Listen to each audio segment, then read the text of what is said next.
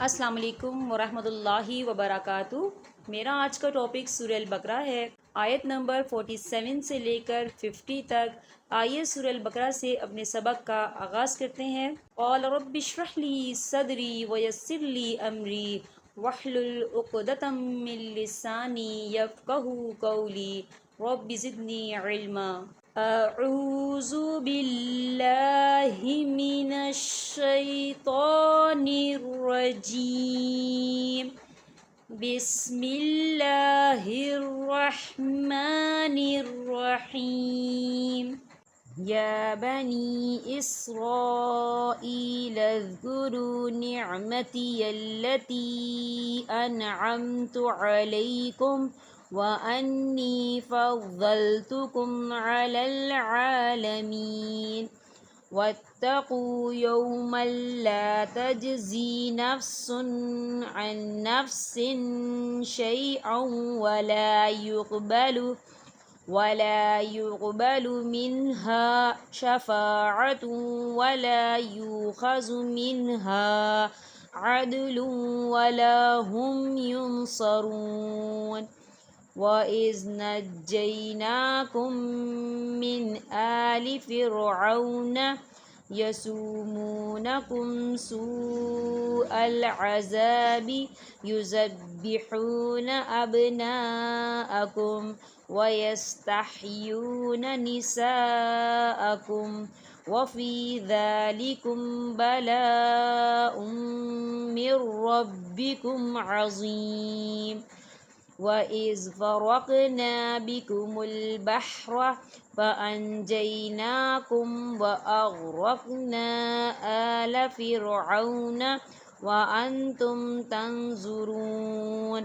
ترجمہ: اے اولاد یعقوب، میری اس نعمت کو یاد کرو جو میں نے تم پر انعام کی، اور میں نے تمہیں تمام جہانوں پر فضیلت دی۔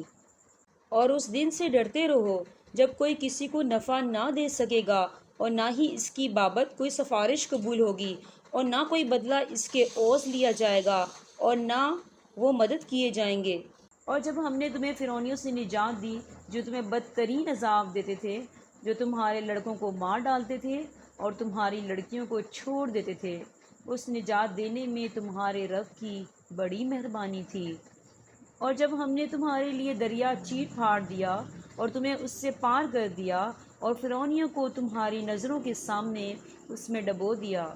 چلیں ہم اب مخارج کی طرف چلتے ہیں۔ آج میں آپ کو تو اور ظا کے بارے میں بتاؤں گی کہ یہ کہاں سے ادا ہوتے ہیں۔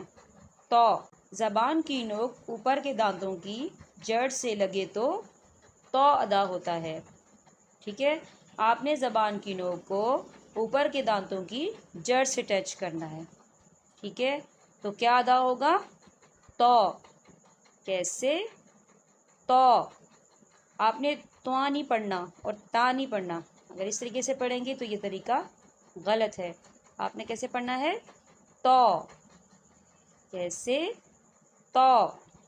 اب آ جائے ظا کی طرف۔ ظا کہاں سے ادا ہوتا ہے؟